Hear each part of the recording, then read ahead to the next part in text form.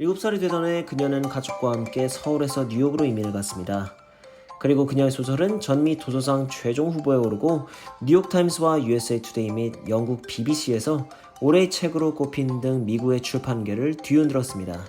그런데 이 소설의 드라마화가 결정되고 우리 한국의 최고 여배우가 출연을 결정지으며 일본 열도가 발칵 뒤집혔습니다.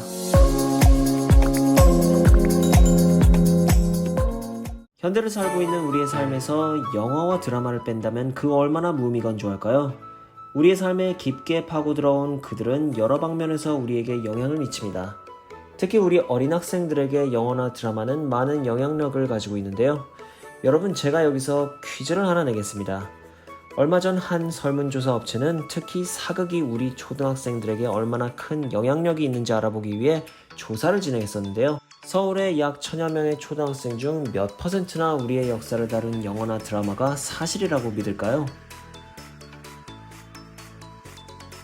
정답은 70%입니다. 정말 놀라운 숫자가 아닐 수 없는데요. 당연히 우리 어른들은 특히 역사물을 만들 때 더욱더 심혈을 기울이고 조심해야 하겠습니다.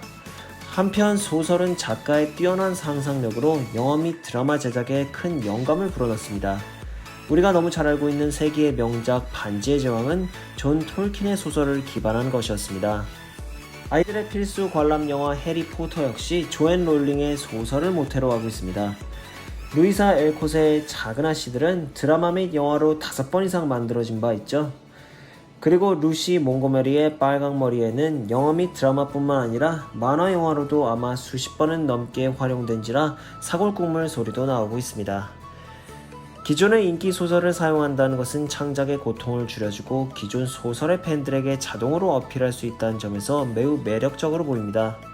그런데 사실 이는 양날의 검일 수도 있습니다. 제대로 만들지 못했을 때 말입니다. 이 두 작품은 비평가 및 원작의 독자들로부터 많은 욕을 먹은 작품인데요. 2010년 개봉한 걸리버 여행기가 그랬고, 필립 풀만의 골든 콤파스를 원작으로 한 2007년 개봉한 골든 콤파스가 그랬습니다. 제대로 만들어서 원작의 감동을 살리지 못하면 엄청난 비판에 직면하게 된다는 것입니다.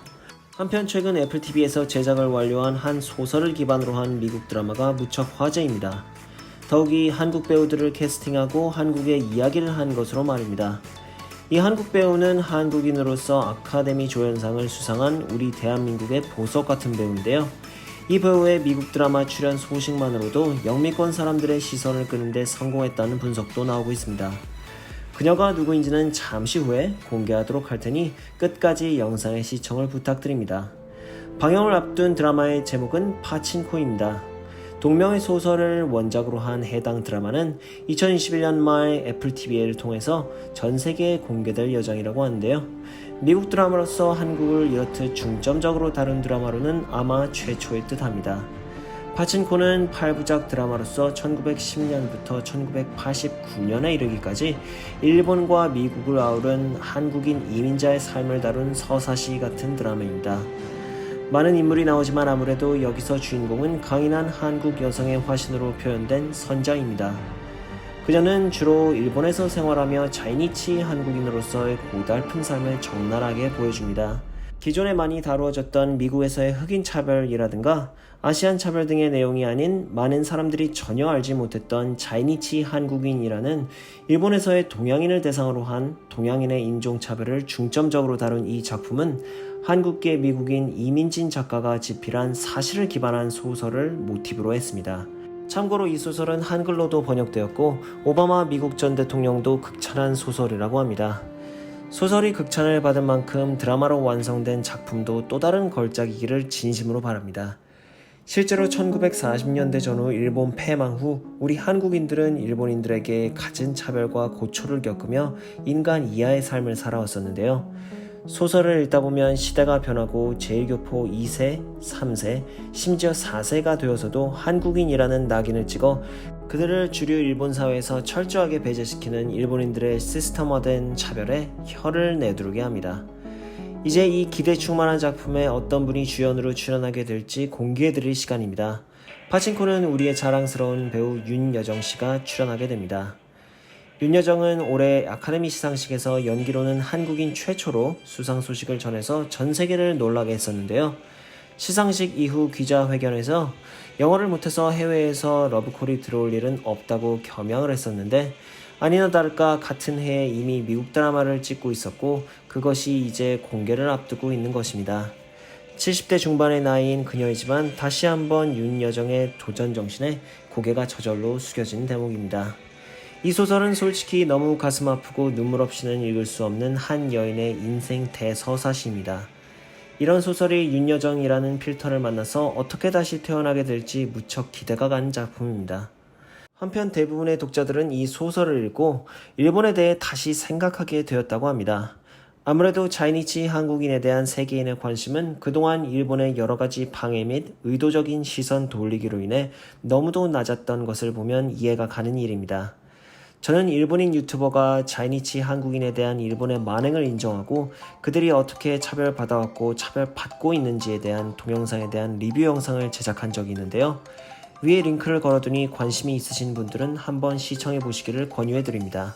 빠친코는 해당 드라마가 미국 드라마이고 애플TV를 통해 배급될 예정인 것을 고려했을 때 이 드라마가 전 세계에 끼칠 파급력은 실로 엄청날 것으로 생각 및 기대됩니다. 저는 아무쪼록 세계인들이 이 드라마를 통해 양면성이 다분한 일본인들의 본성을 깨닫는데 많은 도움이 되기를 바라고 있는데요. 추가로 저는 이 드라마가 꼭 이들에게 보여줬으면 하는 마음입니다. 바로 일본의 젊은이들입니다.